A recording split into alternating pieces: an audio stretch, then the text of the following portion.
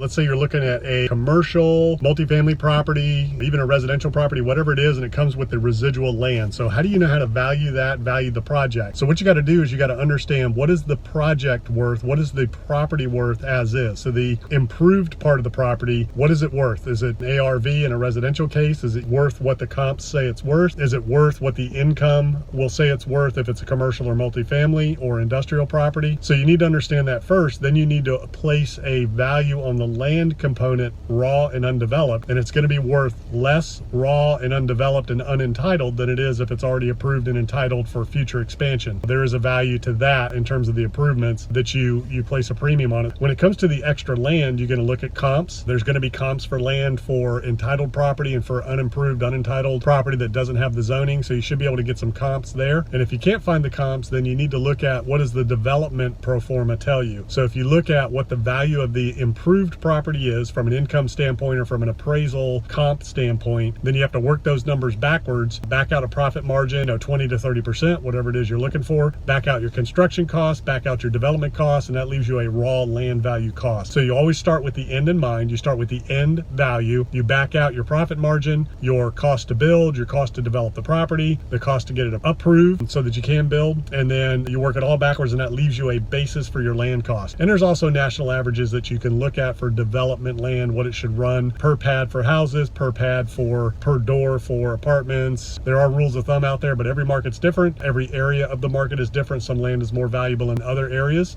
because of what you can get for the land and what you can get out of it from an income or a sales standpoint. So make sure you look at those things and work the numbers backwards. That's how you value a residual excess piece of land with an improved property.